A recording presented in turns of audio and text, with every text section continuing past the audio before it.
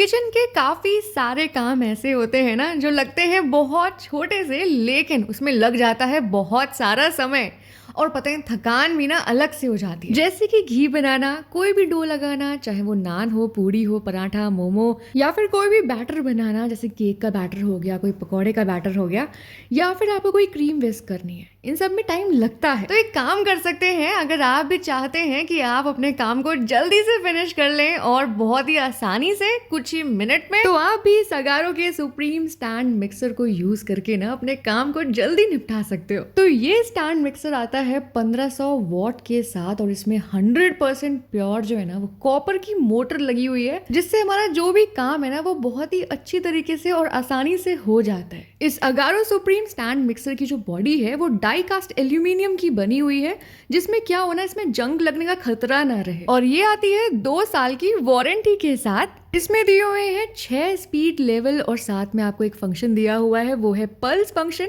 इस बटन को anti clockwise घुमाते ही वो चलना शुरू हो जाएगा। तो इस पल्स के फीचर को हम तब यूज कर सकते हैं जब हमें ना बहुत ही कम टाइम के लिए कोई भी चीज फेंटनी है। ये दी हुई है राइस बटन, जिसको हम नीचे की ओर ले जाएंगे तो ये जो ऊपर का हिस्सा है ये अपने आप ही ऊपर की ओर चला जाएगा और हम बोल को अच्छे से इसके अंदर फिक्स कर पाएंगे। उसको वापस से नीचे लाने के लिए ऊपर से हम प्रेस करेंगे तो वो वापस से नीचे आ जाएगा। अब बोल को फिक्स करते वक्त आपको ध्यान रखना है, नीचे लॉक की डायरेक्शन आपको लेफ्ट साइड में दिख रही है, आपको लेफ्ट साइड में वो बोल घुमाना है।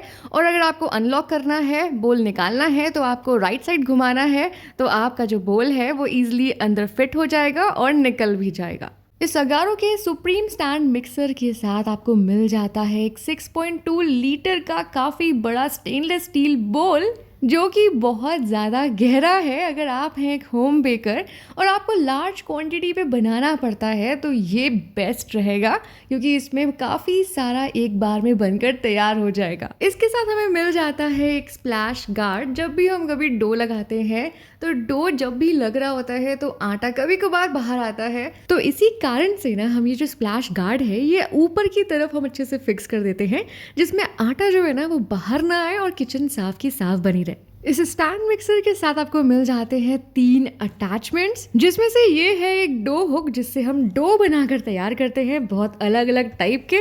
और फिर हमको दिया गया है ये बीटर, जिससे हम कोई भी बैटर को फेंट सकते हैं।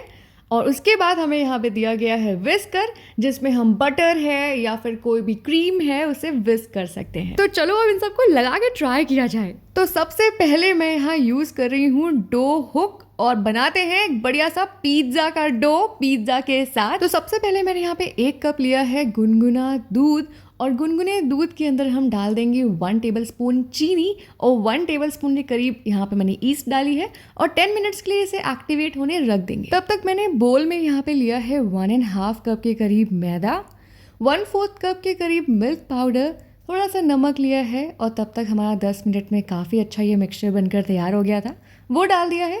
2 टेबलस्पून के करीब मैंने ऑयल डाला है। फिर जो ये आउटपुट शाफ्ट है इसमें हम इस तरीके से डो हुक को फिक्स कर देंगे। फिर राइस बटन के थ्रू इसे नीचे कर देंगे और यहाँ पे हम अपना जो स्पीड है वो यहाँ चूज कर लेंगे। मैंने तो यहाँ पे लेवल 6 पे जो स्पीड है वो चूज की हुई है और ये काफ़ी तेज चल रहा है।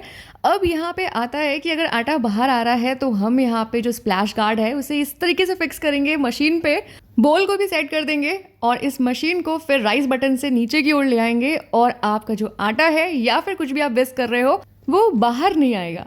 अब यहाँ पे हल्की सी स्पेस भी दे रखी है, अगर आपको यहाँ से पानी कुछ भी डालना है इंग्रेडिएंट तो आप यहाँ से भी उसे ऐड कर सकते हैं। और जब डो लगने लग जाए, आपको लगे कि इसकी ज़रूरत नहीं है तो आप इसे हटा भी सकते हो। अब हम इसमें डालेंगे हल्का सा मिल्क, क्योंकि जो डो है वो हमें बनाना है काफ़ी ज़्यादा लूज़, क्योंकि पिज्ज़ा डो ऐसे ही होते हैं। और ये देखो काफ़ी जल्दी बनकर तैयार हो गया है, इसमें आपको दिख रहा है खिंचाव जैसा।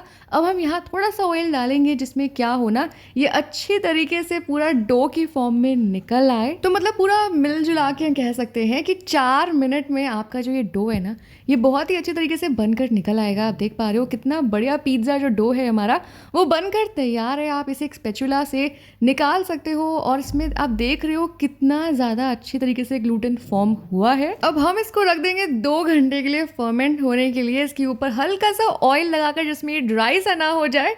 और बस इसके बाद हम बनाएंगे इसका पिज्ज़ा। तो यहाँ पे 2 घंटे हो चुके हैं और आप देख रहे हो कितना फूल गया है, ये बिल्कुल अच्छी तरीके से ये फर्मेंट हो गया है। अब हम चलो बनाते हैं इसका पिज्ज़ा। तो मैंने यहाँ पे ले ली है ट्रे, उसके ऊपर लगा दिया है मैंने ये बटर पेपर और उसके ऊपर मैं ना ये डो को पूरा इसी शेप में ना अच्छे से सेट कर लूंगी। ये जो पिज्ज़ा बेस है कहीं ये बहुत ज़्यादा फूल ना जाए, इसलिए मैंने इसके ऊपर चाकू से निशान मार दिए हैं और अब मैं इसे एयर फ्रायर में रख रही हूँ 10 मिनट्स के लिए 200 डिग्री पे, जिसमें ये अच्छे से बेक हो जाए। और ये बहुत जल्दी बेक होकर तैयार हो गया है। अब हम इसके ऊपर लगा देंगे टॉपिंग्स जो भी हमें पसंद है और बस फिर हम इसे फिर से बेक कर लेंगे और ये ना बनकर तैयार हो जाएगा। तो मैंने यहाँ पे सॉस लगा दी है, उसके ऊपर चीज़ रखी है, जो भी पसंदीदा सब्जियां हैं वो लगा दी है और उसके बाद ऑरिगेनो चिली फ्लेक्स डालने के बाद फाइनली टाइम आ चुका है इसको दोबारा से बेक करने का। तो मैंने 200 डिग्री पे इसको फिर से 10 मिनट्स के लिए रखा है और ये जो है ना बहुत ही ज़्यादा गजब बनकर तैयार है और आप देख पा रहे हो कितना मस्त पिज़्ज़ा बनकर तैयार है।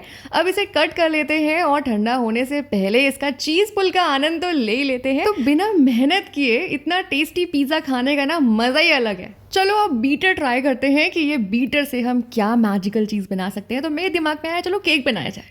तो क्या करना है, आपको लेना है फिर से बोल, उसमें डाल देना है आपको 1 कप दही, 1/4 कप के करीब ऑयल, 1 कप चीनी और उसके बाद ना बोल को फिक्स करने के बाद अब बारी आ चुकी है कि हम यहाँ पे बीटर को भी अच्छे से फिक्स करें, जैसे कि हमने पहले डो हुक को फिक्स किया था। फिर इसको भी मैं 5 की स्पीड पे अच्छा खासा बीट कर लूंगी और ये जो हमारा मिक्सचर है ये बहुत अच्छे से बीट होके तैयार हो गया है। तो अब इस बैटर में हम मिला लेते हैं अपने बाकी इंग्रेडिएंट्स, जैसे कि मैदा 1.5 कप, चुटकी भर मैं यहाँ डाल रही हूँ नमक, 1 टीस्पून के बराबर मैं यहाँ डालूंगी बेकिंग पाउडर और ½ टीस्पून के बराबर मैं डालूंगी बेकिंग सोडा और सब चीज़ों को अच्छे से मिलाने के बाद, छानने के बाद मैं इसको अच्छे से मिला लूंगी। अब हम इसमें मिलाएंगे पाइनएप्पल इमल्शन, जिससे क्या होगा इसमें पाइनएप्पल का फ्लेवर आएगा और साथ में कलर भी आ जाएगा। अब इस पूरे ही मिक्सचर को हमें क्या करना है, बहुत अच्छी तरीके से बीट करना है। तो फिर से मैं इसको पहले तो बहुत ही मीडियम पे बीट करूंगी, फिर हाई पे बीट कर लूंगी, इससे काम मेरा जल्दी हो जाएगा और आप भी ऐसे ही कर सकते हो। और देखो कितनी जल्दी ये बीट होकर तैयार हो गया है। अब इस बैटर को आप किसी भी कंटेनर में ट्रांसफ़र कर सकते हैं और इसे बेक कर सकते हैं। तो मैंने ऑलरेडी ये कंटेनर में लगा के रखा था बटर पेपर। अब मैं क्या करूँगी, 180 डिग्री पे कम से कम 30 मिनट के लिए इसे मैं बेक कर दूँगी।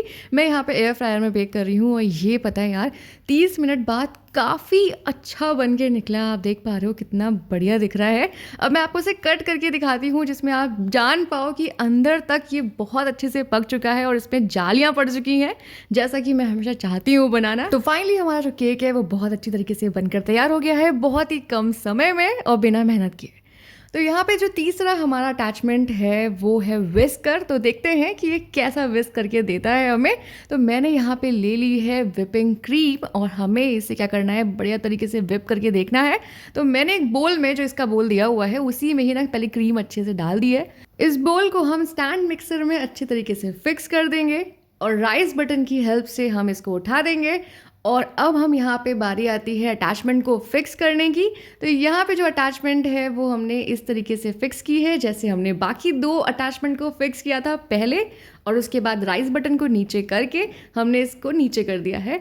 अब यहाँ पे जो है ना हमने चूज़ किया है थोड़ा सा पहले कम स्पीड, जैसे कि पहले 2 पे चला सकते हो आप, उसके बाद आप धीमे धीमे स्पीड को बढ़ाओ, जिसमें जो क्रीम है वो आराम से क्या हो ना विस्क हो पाए। और आप देख पा रहे हो कितनी ज़्यादा ये फ्लफी सी हो गई है, मतलब बहुत ही अच्छी तरीके से इसने विस्क किया है, वो भी बहुत कम समय में। मतलब आप 2 से 3 मिनट के बाद ये पाओगे ना कि जो क्रीम है वो 2-3 मिनट में ही बनकर तैयार हो गई है, बढ़िया तरीके से विप हो चुकी है।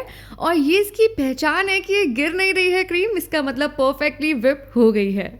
तो जब केक बन गया और क्रीम बन गई तो केक पूरा क्यों ना बन जाए। तो मैंने यहाँ पे जो क्रीम है उसमें कोई भी ब्लू रंग का कलर मिला दिया है, फूड कलर जो था, और उसके बाद मैंने कहा चलो इसका केक बना लिया जाए। और केक इसका इतनी आसानी से बन गया क्योंकि जो ये क्रीम है ये इतनी परफेक्टली विप्ड हुई है कि इसमें कोई खास मुझे दिक्कत आई नहीं और ये बहुत जल्दी बनकर तैयार हो गया। फिर मैंने इसमें कोई भी ऐसा वैसा डिज़ाइन बना दी नोज़ल से, और उसके बाद आप देख पा रहे हो ये केक जो है वो बहुत अच्छा दिख भी रहा है, खाने में भी बहुत अच्छा था, और मतलब इसकी क्रीम भी बहुत अच्छे से सेट होके तैयार हुई है। अब जब पूरा केक बनकर तैयार है तो इसे कट भी तो करना बनता है ना, कि पता चले कि ये पूरा दिख कैसा रहा है, अंदर का क्या नज़ारा है। तो जैसा कि आप देख पा रहे हो, केक बहुत अच्छा बनकर तैयार हुआ है और मेन चीज़ बहुत कम समय में बनकर तैयार हुआ है। एफर्ट्स काफ़ी कम लगे हैं, तो ये केक ना टेस्टी भी काफ़ी लग रहा है। तो है ना ये काफ़ी काम की चीज़। तो इसमें हम और भी बहुत सारी डिशेस बना सकते हैं। तो आप मुझे बताना कि आपको क्या लगता है इसमें क्या और क्या बनाया जा सकता है। और अगर आपको ये वीडियो पसंद आई हो तो like share and subscribe. Bye.